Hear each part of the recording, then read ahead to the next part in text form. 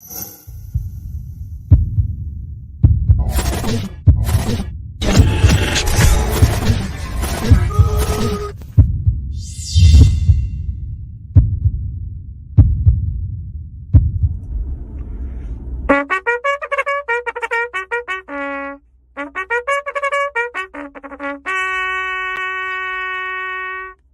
there's the sound. Good morning. Good morning. Good morning. That does rattle the cage, get everybody fired up, ready to Wake go. up Wednesday, baby. Let's go. Wait, let's go. Let's see. Let's do. What's up, my man? Wisdom Wednesday. What's happening? I'm living the dream. I mean, I really am. I just got up this morning and got after it in the gym, which is a great way to start, and had some great content inbound to me as I was listening to a podcast on the way to and from the gym and as I was getting ready. So I had Mike Tomlin in my ear this morning, and then going through the morning routine, got my green drink in, and got the house in order and ready to hit the huddle, and then ready to get after it for the day. I'm on fire. It's fascinating to me.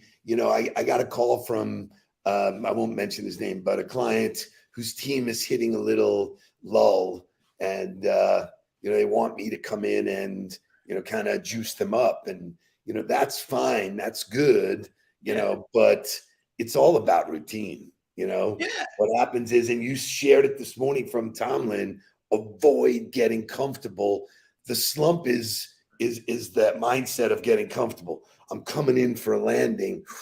How do I take off again? It's much harder to take off from the ground than sustain where you're at. So if there is a slump or there is a lull, that comfort is all of the excuses for the lull, right? All of the reasons. It's summer, people aren't spending money, inflation is high, there's a war. You can find excuses at every corner that you turn. Like, there's no doubt there's plenty of them for you. The challenge is to not accept those excuses and say, I'm not going to be comfortable. I'm not going to tolerate. And I had this thought as I was listening to the podcast this morning. There's a difference between accepting reality and tolerating your circumstances. You have to. That's a really cool way to frame it. I like that.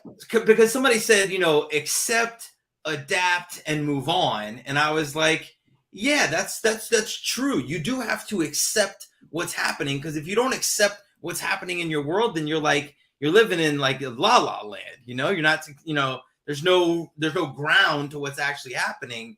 But if you accept it, you don't have to tolerate it. Because if you tolerate it, now you're just, living in it and not doing anything to change the circumstances. It's true. What are you willing to accept? I just had this conversation with Jake, which the conversations I'm having with him are so great because he's soaking it up. He's just all around it, and he's really a sponge. And when we looked at the end of the year, end of June, going into next year, we were pacing unbelievably well, way ahead of our traditional goal. For those that don't know, we had a BHAG, a big, hairy, audacious goal.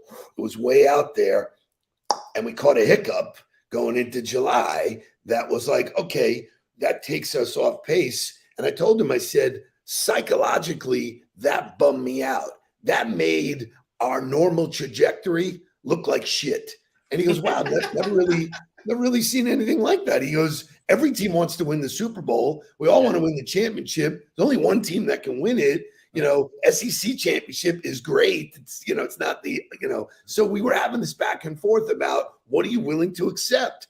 I'm not willing to accept anything but that big, hairy, audacious goal. Yeah. And so my mind shifted to, what do we need to do in order to make that a reality? And sure enough, come back and had, 2 solid days already of activity and new shit. And it's like, looks like we're going to get to that place in spite of a setback.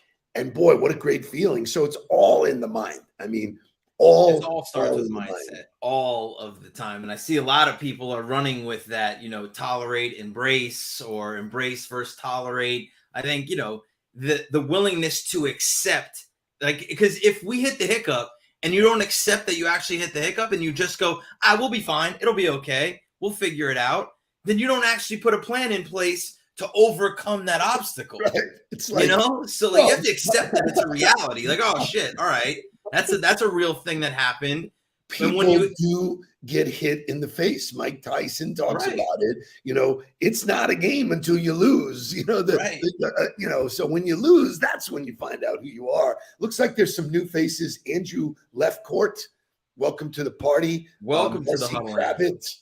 Great stuff. New people, new huddlers. Let's wake up with some music and then great content today. Huddle headlines again for Wisdom Wednesday. And then we're finally going to get to this. I'm obsessed with the things that make people smart today. Wake up, everybody! Get up! Get up! Get up! Get up! Wake up! Come on! Come on! Wake up, everybody! Teach a new way. Maybe then they'll listen what you have to say.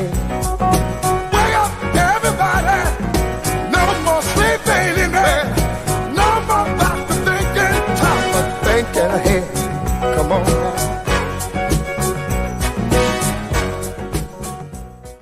So you got to love Joni Knight.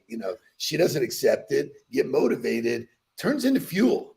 For me, it's fuel. That keeps me away from comfortable. That fuel is what takes me 10,000 feet above and I start soaring and I do the things that you need to do in order to be successful. And that there's no accident. There's no getting away from doing that. The greatest of the great do that. So really fantastic conversation. Way to kick it off. We don't even need a format. It's rock and roll.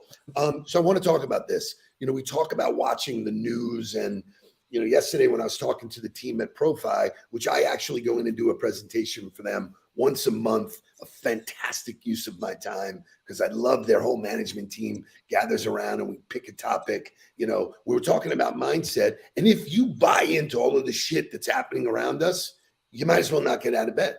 Right. Literally. So I get my news from LinkedIn. I look at the headlines. I see what I want to dig into. And one yesterday, because was the first day of summer, one that came, what do you mean? Oh, we have to play Huddle Headlines music. Correct. You jumped the gun.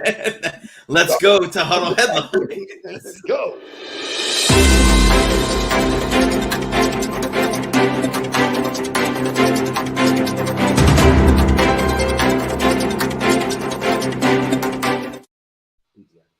It gets me into the newscaster mode every time. Well, it's true. Like at the end of PTI, they have the mistakes they made. That'll be a mistake. So one of the headlines was summer is on. Yesterday was the first day of summer. This is great little capsulized story that says basically still planning on your summer vacation, even though everything around you looks like a shitstorm. Guess what? Everybody else is too. Statistics show that it is absolutely going through the roof. Morning Consult said the share of Americans who anticipate elevated costs to travel hit a new high, but it doesn't matter. Everybody, this July 4th, there'll be more travel 50 miles away from your house than ever before. Yeah, Americans planning to travel in the next 3 months increased by 5 percentage points. Are you planning to travel, sir? Yeah, well, there's a lot of travel happening. I'll be traveling Thursday night to Tampa for a quince. So Kai, in 3 weeks, will have traveled by boat with you last weekend, by car this weekend to go to Tampa, and then by plane the following weekend to go to North Carolina. The kid is an absolute world traveler. And he took a plane to get here. Right. So at this juncture, they were calling it revenge travel, which be careful to how people, I think no revenge. I think it's great. I think it's, people getting away. I was excited to take Kai away. I'm going to do an end of summer trip because you got to celebrate the wins. You got to take care of the body.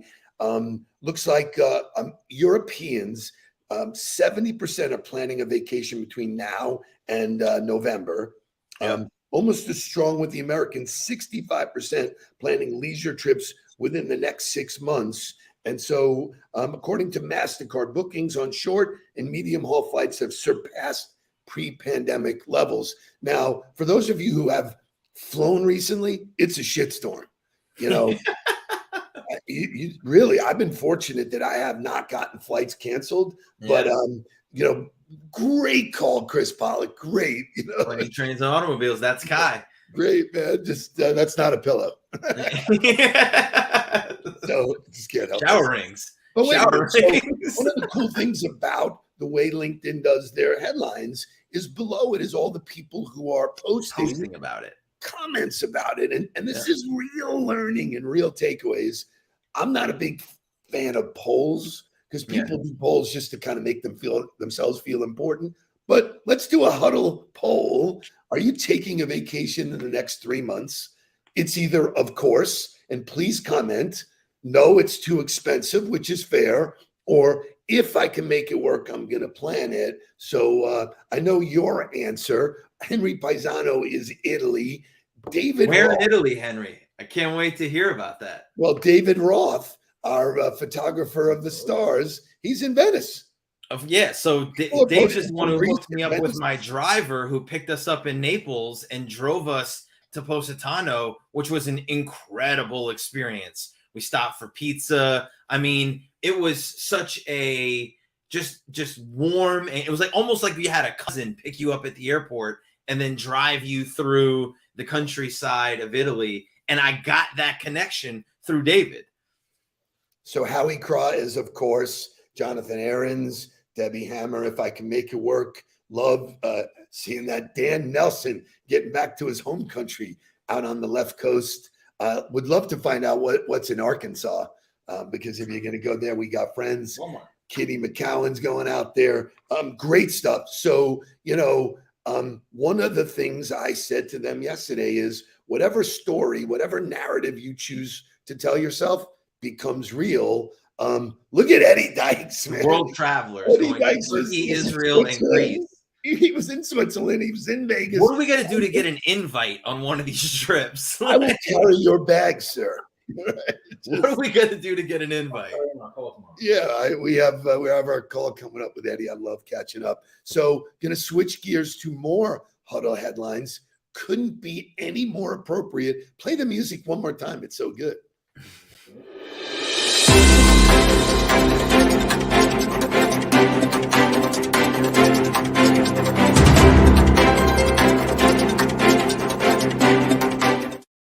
I'm having fun today, man. I love it.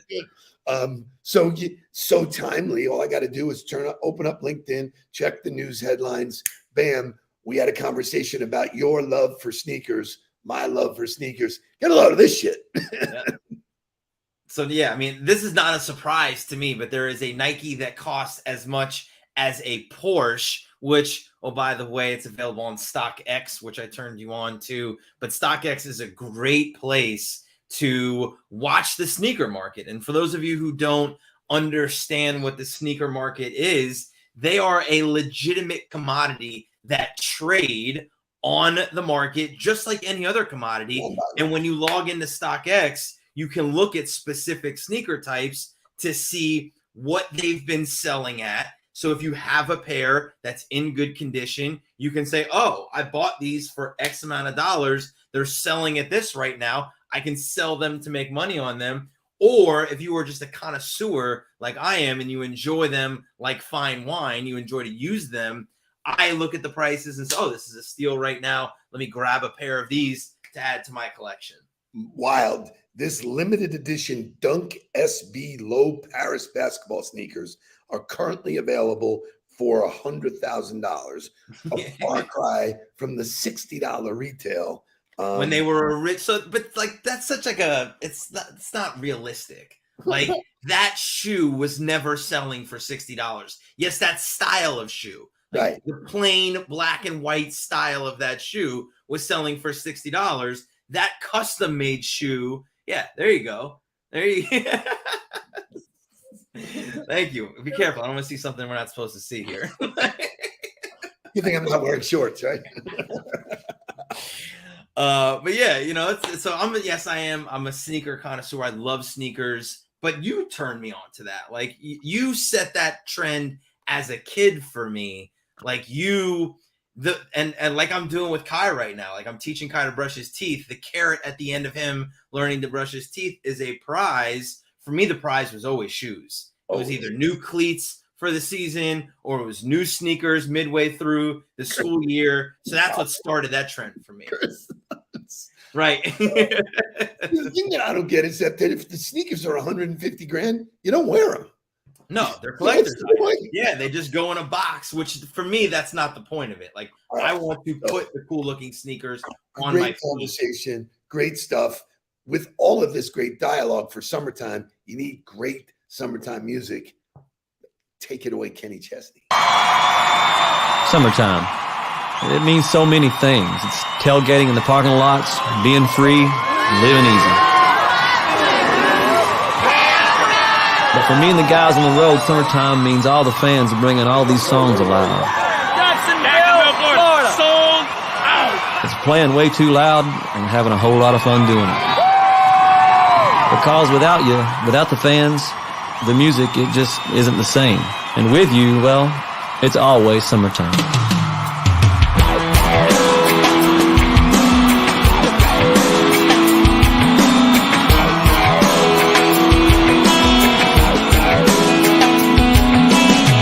Summertime is finally here. That old ballpark man is back in gear out on 49. Man, I can see the lights. School's out and the night's rolling, man. Just like a long lost friend you ain't seen in a while. You can't help but smile. And it's two bare feet on the dashboard. Young love and an old Ford, cheap shades and a tattoo and a yoo-hoo bottle on the floorboard. Perfect song on the radio. Sing along, cause it's one we know. It's a smile, it's a kiss, it's a sip of wine. It's summertime, sweet summertime. Okay, full disclosure, never heard that song before. No way. What, do you live under a rock? The best part about researching for the Huddle, man, I have a thought. I go to my library, click, click, click. I'm all over the place. Jake heard it and he goes, awesome song. And I go, I never heard it before. He goes, what? Yeah, that's mind blowing to me. But that song just makes me want to like put on like a bathing suit, go sit on a boat, drink some beers, and be done for the day. I got news for you. I may go deep into Kenny Chesney after that song. No, so I'm gonna go. So I had this thought already, but Scott Ogilvie calls it out. I'm going Will Smith Summertime tomorrow. 1,000%. Cool. Like we're gonna stay on the summertime music, and Will Smith Summertime is a throwback classic with DJ Jazzy Jeff. That's an anthem.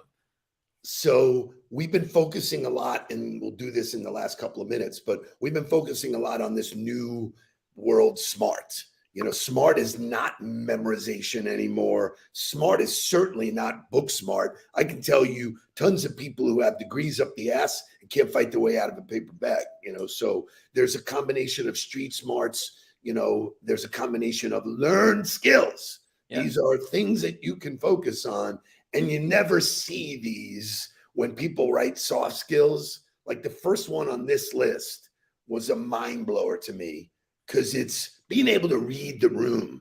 Now, the room has changed. This is a room. We are all in the room together. Read the room. Who's active? Who's paying attention? Every time you open your mouth, thank you, Les Smith, Les Brown, you share with me who you are.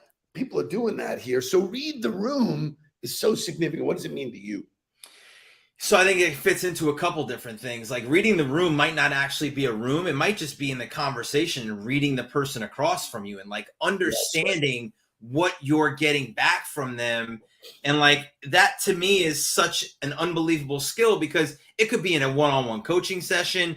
It could be in a pitch conversation. It could be anywhere. But if you're not getting the response back that you were expecting, and you're not able to pay attention to that, you're just going to go right on sailing down the road thinking that you're communicating something to somebody that you're not actually doing. So part of being able to read the room is read that person that you're with to say, wait a minute, we're not on the same page here. And then having the skill to be able to pivot the conversation or redirect the conversation to get on the same page. I'm going to give you a real-time example of reading the room.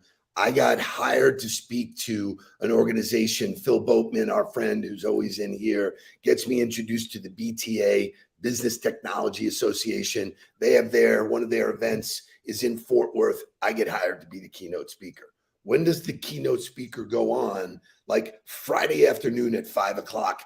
People are traveling in at all day, and then the event starts at 5 o'clock. They have me speak at 5 o'clock when the only thing between them and a Jack Daniels is me. Right. Not a great place to be. The room had gigantic pillars in it, so I couldn't even see the whole audience. I get into my spiel and it's going nowhere. There's some people don't pay attention. They keep going. I didn't go. I go, listen, guys, right? What do you want to hear? Ask me questions. I stop. Right. I go, it's not working for me either. And they cracked up. They go, I said, just let's shoot the shit. Ask me a question. Boom, let's get it going. Change the flow of the audience. But to your point, I think in a regular one-on-one sales creation, an opportunity creation, if it ain't going right, pay attention and move on. It's right. People stay on something a long time when the reality is that they just are afraid to say no to you.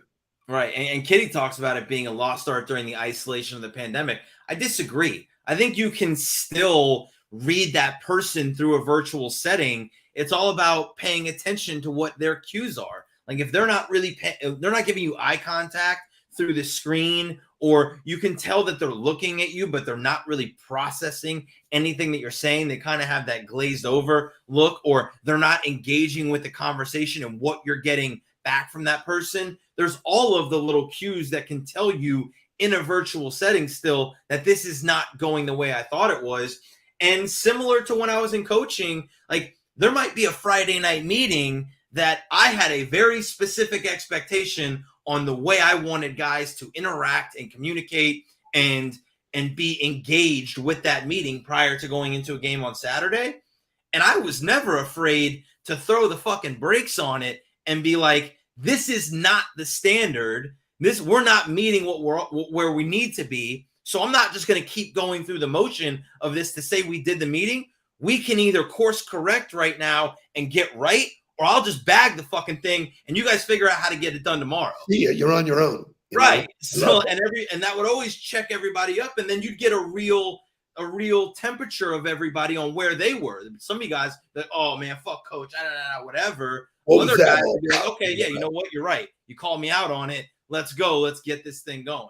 So, Eddie, again, I love you, but I totally disagree with you. These are skill sets that are taught to people. These are practice. Get in role playing. Pay attention to clues. People are giving you body signals, eye signals. If someone's sitting there like this, guess what? They're not open armed like, wow, those are simple things. When I tell people, you're not born a detective, you learn how to be a detective. You learn how to pay attention to clues, and success leaves clues. If you get smart at reading those clues, that's where you spend your time learning, getting better. And so phenomenal conversation about reading the room. We could do that one for a whole huddle, but we're out of time. We got to get down to business, go to work, do what we do, getting people better 1%. But tons of fun this week. You got the song tomorrow. You got the show tomorrow.